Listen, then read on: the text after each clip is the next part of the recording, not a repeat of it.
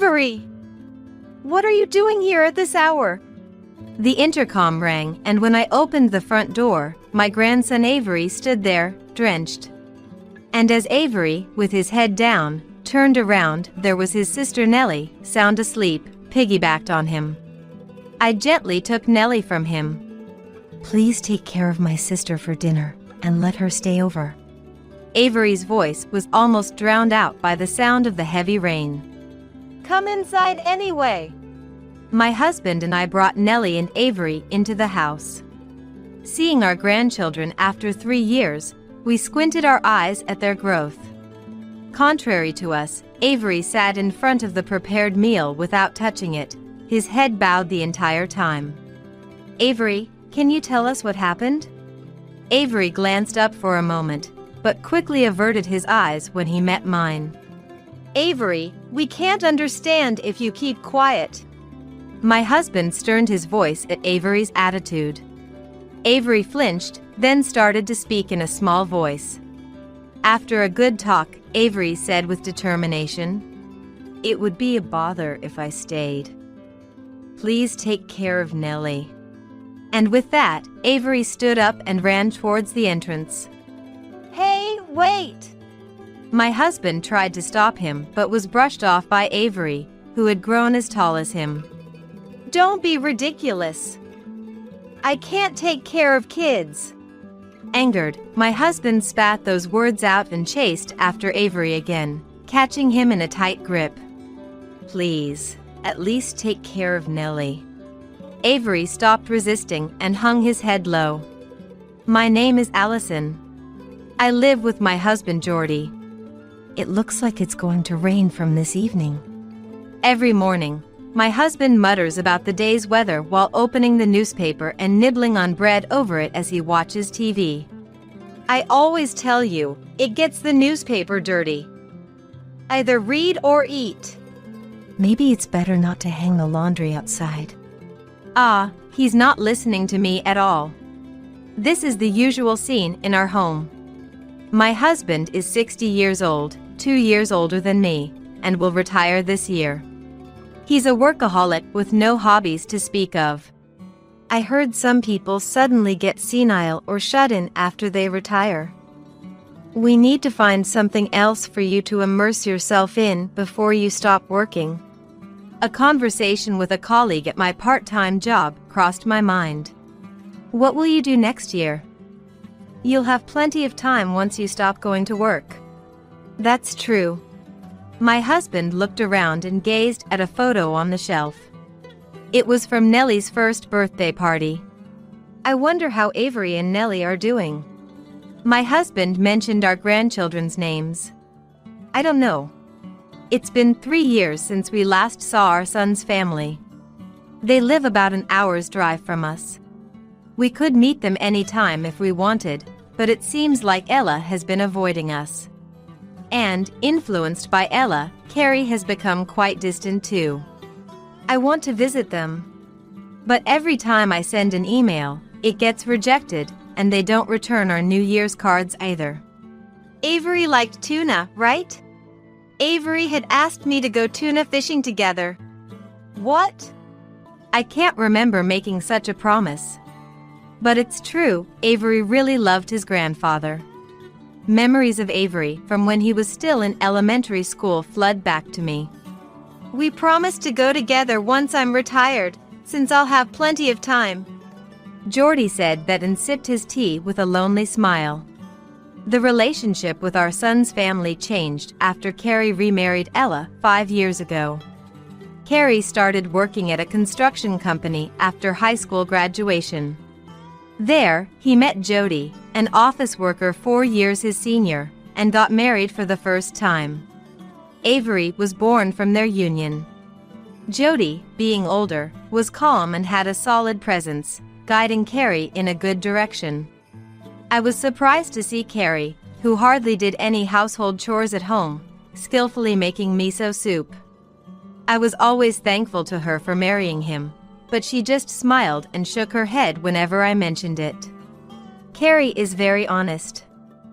I'm left-handed, so when I showed him how I cut carrots with my left hand, He faithfully tried to do the same with his left, even though he's right-handed. Oh my! Thanks to you, our house is always full of laughter. It seemed like the three of them were living happily, which made me glad.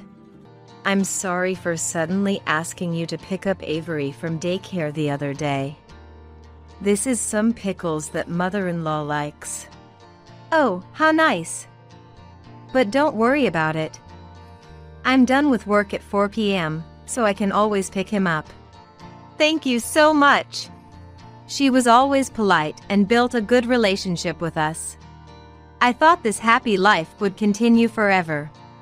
When Avery was 9, cancer was found in his ex-wife. The cancer was quite advanced, and she was given 6 months to live. Mother-in-law, I'm sorry.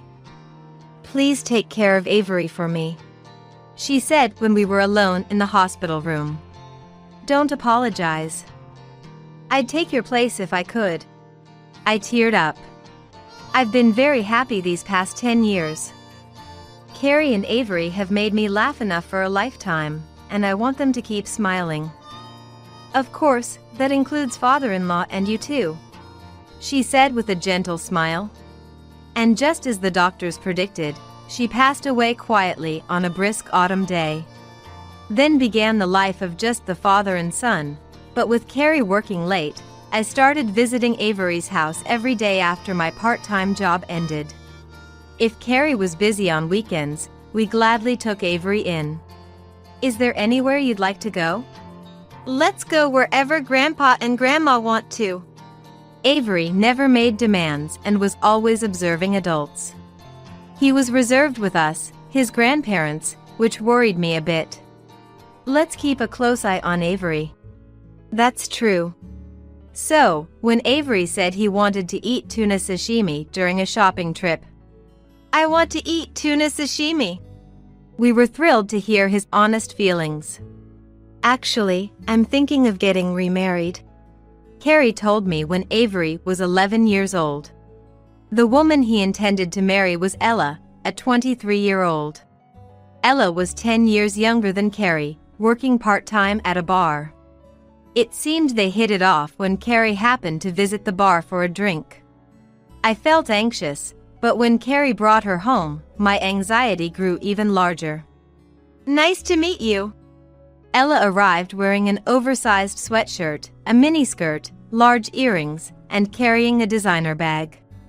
She was beautiful but seemed to lack common sense due to her youth. That was the impression I got. You're only 23, right? Getting married to Carrie means you'll suddenly become the mom of an 11-year-old. Are you sure you're okay with that? I asked seriously. We'll figure it out. Right? I think it'll be fine. Ella and Carrie's casual exchange made my spouse and I exchange looks. Despite our unease, we said nothing, and 2 months later, Carrie remarried. Could we live in the house your brother lived in before? We want to save for the kids' future. My husband's brother had moved overseas 4 years ago and told him he could use the house as he wished, transferring the ownership to my husband. My husband had planned to rent it out but had neglected it due to being busy with work. It'd help if you lived there. But it's in a different school district, so Avery will have to transfer. It's okay. He'll get used to the new school quickly. And so, they moved to my husband's house, about an hour's drive away, starting their life as a family of 3. I used to see Avery almost every day, but since Ella quit her part-time job to focus on homemaking, I didn't need to visit Avery's house as much, and our meetings became much less frequent. Still, Carrie would drop Avery off at our place about 3 times a month. The reason was that Carrie and Ella wanted some alone time, which was complicated, but we were happy to spend time with Avery. Avery, despite being a child, seemed to be considerate of Carrie and Ella, which worried me.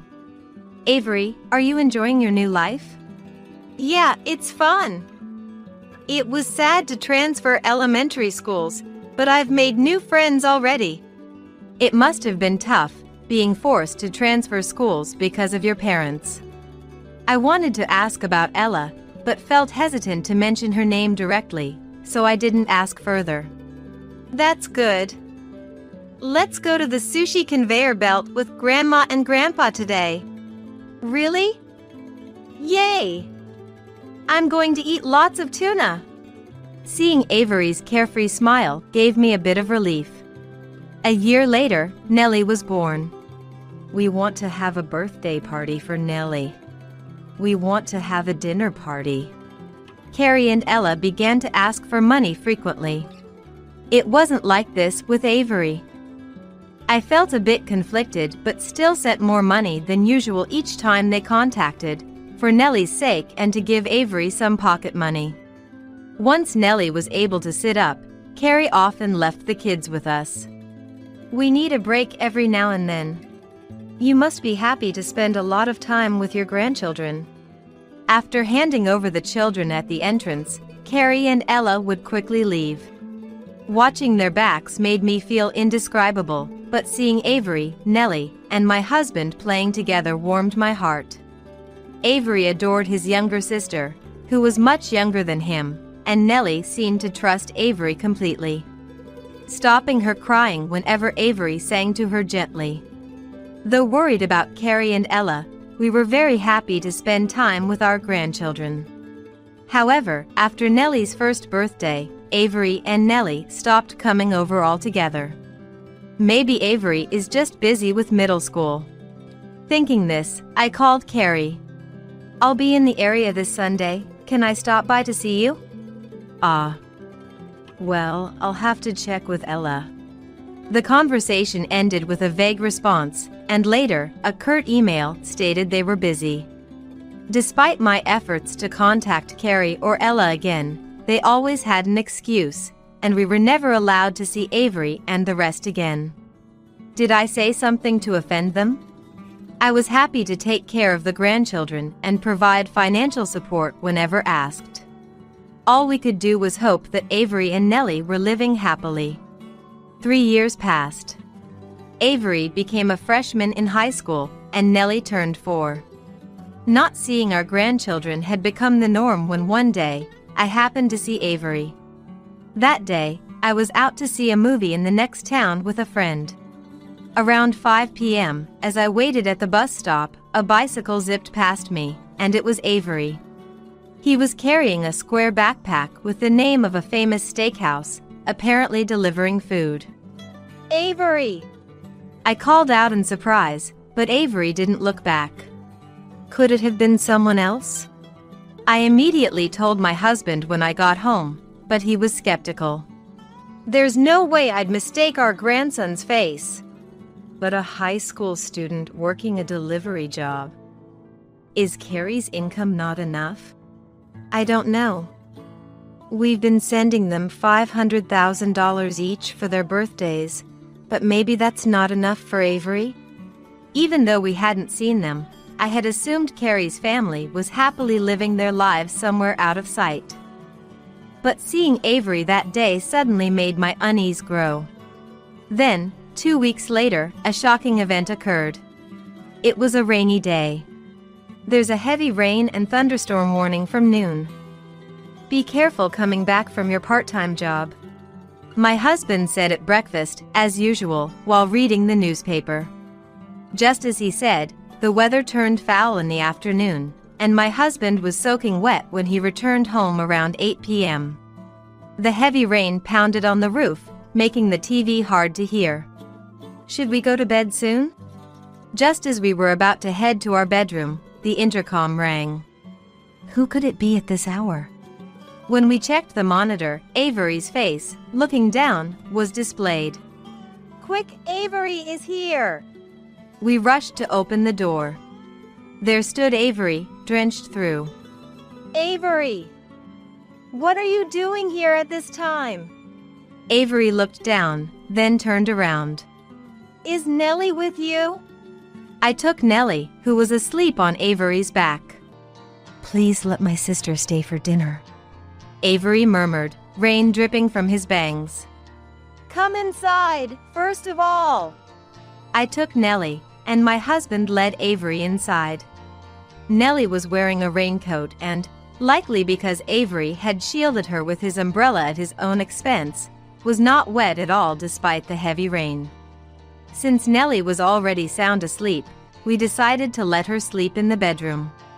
As for Avery, soaked to the skin, we sent him straight to the bathroom. In the meantime, we prepared some warm food.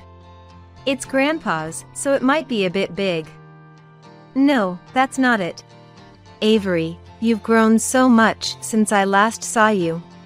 Come to think of it, in the rush of the moment, I hadn't really taken in how much Nellie, who used to be a baby, had grown. Seeing our grandchildren's growth after 3 years brought a smile to our faces. Contrary to us, Avery sat in front of the prepared meal without touching it, his head bowed the whole time.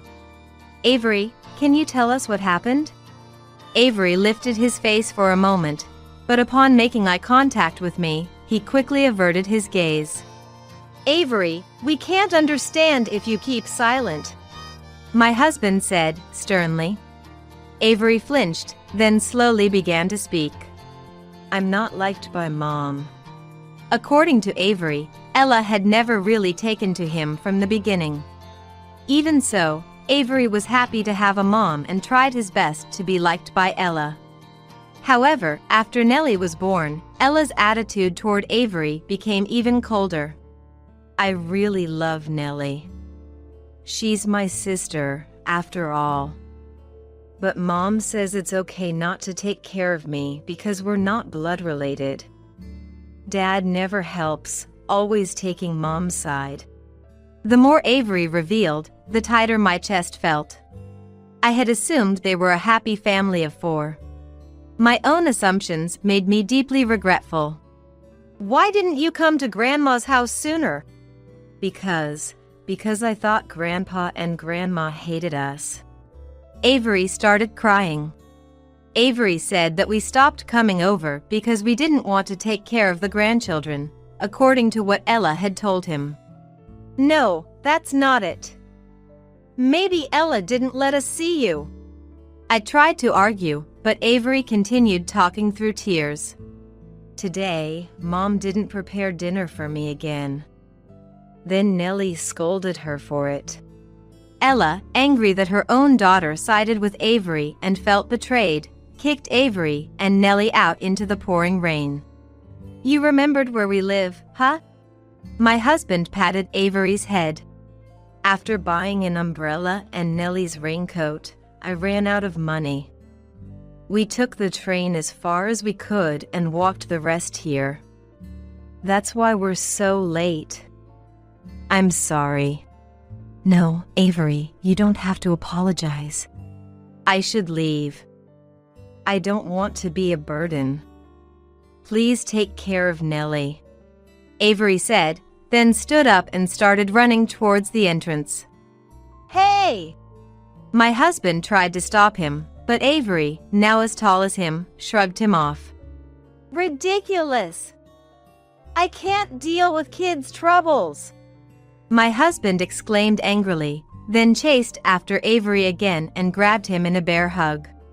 At least, please take care of Nellie. Avery stopped resisting and hung his head low. I caught up with them, took Avery from my husband, and while rubbing his back, said, Avery, you're misunderstanding. We've always wanted to see you and Nellie. But Carrie and Ella, they wouldn't let us. Avery finally looked me in the eye. I explained everything, how we tried to visit many times, how we couldn't see them, so we sent money for Avery and Nellie's birthdays through Ella, hoping to clear up the misunderstanding of these past 3 years. Avery looked surprised throughout. But it seemed he believed my words, as the despair on his face was replaced with a better complexion. I had no idea. About the money too. I guess Mom was using it for herself. That revelation shocked me. Avery also shared that he managed to get his high school tuition paid for, but he had to work part-time to afford lunch and school supplies since he didn't receive any money from them. The part-time job at the steakhouse? Did you know? I saw someone who looked like you delivering food the other day. I called out, but you rode past on your bike and didn't notice. Avery nodded sadly. Mom stopped making dinner for me once I started high school. The place offers meals, so I save on dinner. But today, I didn't have work, and sure enough, there was no dinner prepared for me at home. That's when Nellie defended me. Tears began to well up in Avery's eyes again. It's okay now. I soothed Avery's back. Was Carrie cold to you too? My husband asked, trying to contain his anger. Yeah. He just does whatever Mom says. I liked my previous mom better. Dad used to be kinder too. Avery then started crying loudly. My husband was at a loss for words. For a while, only Avery's crying filled the house, but as he calmed down, my husband said, Avery, the ridiculous comment earlier was directed at Carrie and them. Your grandparents will always protect you and Nellie. That's right. You don't have to worry about anything anymore. Oh, Nellie's awake. Looking towards the living room door, we saw Nellie peeking out from behind a wall, looking wary. Nellie, do you remember us? Nellie shook her head no. My husband and I exchanged a look and smiled wryly. Right, the last time we met was on your first birthday, huh? Look. Showing her a photo from her first birthday party displayed in our house, Nellie's face lit up. She then ran over to Avery. Big brother. What's up? I'm hungry. My husband and I looked at each other and smiled again. Come on, let's reheat the food for both of you. Avery, please serve Nellie. You know what she likes best. Nellie's presence brought a slight smile back to Avery's face.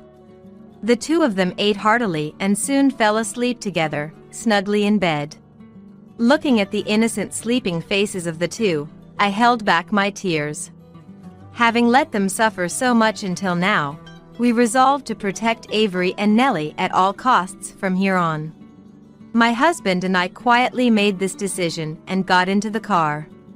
We headed straight for Carrie's house. The lights inside were still on, and when we rang the doorbell, Carrie came out. Wait a minute! Despite my husband trying to stop me, we barged into the house.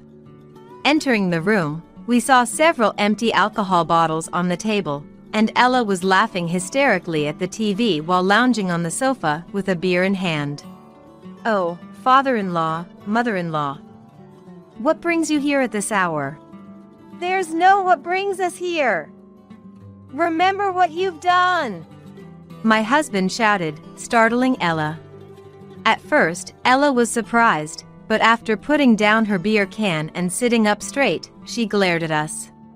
Avery and Nellie went to your place, huh? They came soaking wet. It seems you've been lying, saying we hate Avery. The money we intended for the grandchildren as pocket money never reached them. What are you planning? We're their parents. It's none of your business, Carrie said, sitting next to Ella, both glaring at us. They accused us of being foolish for believing everything Avery said. The custody of Avery and Nellie belongs to us. We don't want outsiders interfering. We've raised them well enough. Raised them well? You've been treating Avery like he's unwanted. At that moment, the doorbell rang. Who is it this time?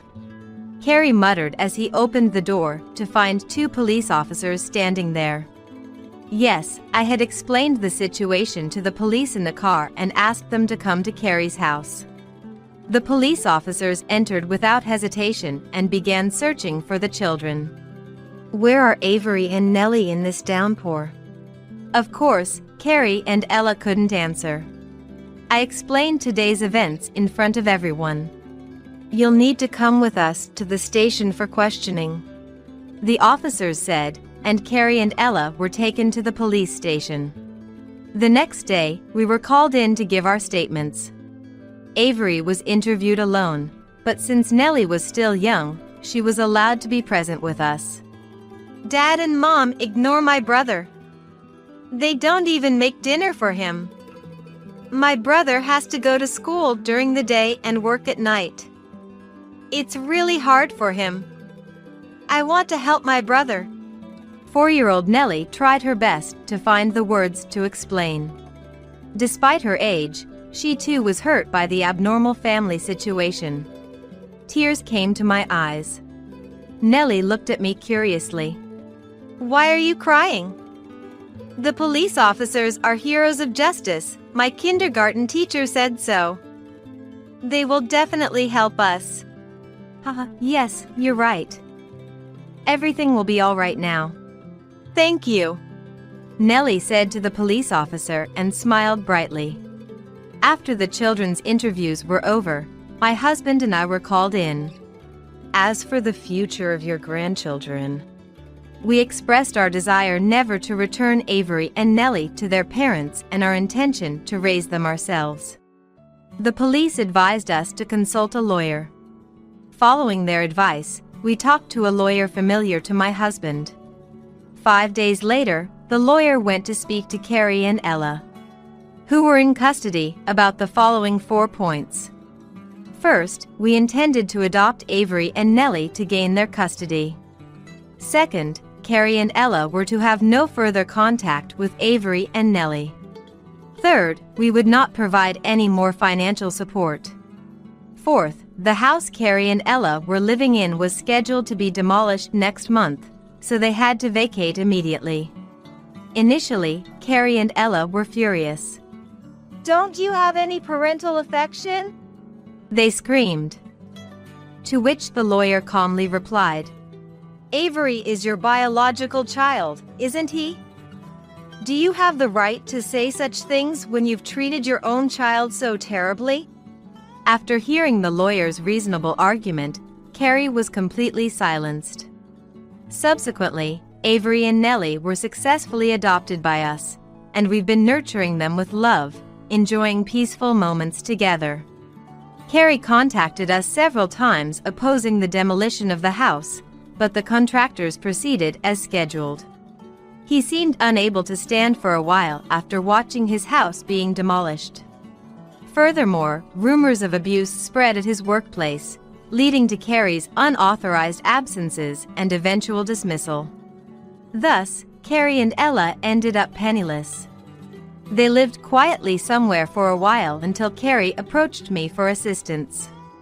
If you persist, I'll report you to the police. I warned him, and he quieted down, seemingly giving up. Since then, I've known nothing about the two of them. On the other hand, Avery and Nellie, who initially felt tense living with us, gradually relaxed as we spent more time together. Avery quit his part-time job to focus on his studies and club activities, happily going to school every day. Grandpa, what time are we leaving tomorrow? The tide is full at 8 a.m. So, we leave at 3 a.m. If I'm not up, wake me up. What's that supposed to mean? My husband, having retired, started fishing with Avery. Though they haven't caught any tuna, they've managed to catch squid, sea bream, flounder, and various other fish, thoroughly enjoying their fishing trips.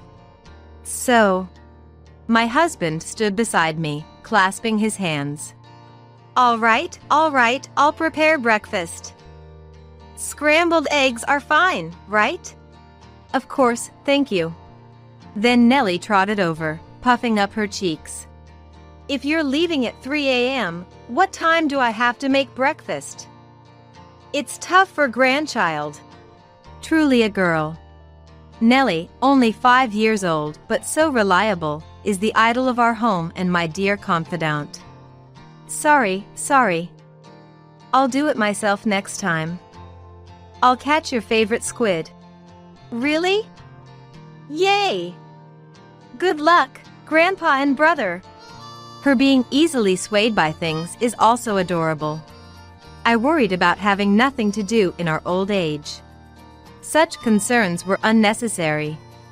Thanks to Avery and Nellie, we live our days filled with sparkle. Whether their emotional wounds will ever fully heal, we can't say. But if they can feel that there's a place here where they can laugh with their family every day, a place they can return to with peace of mind, that's all we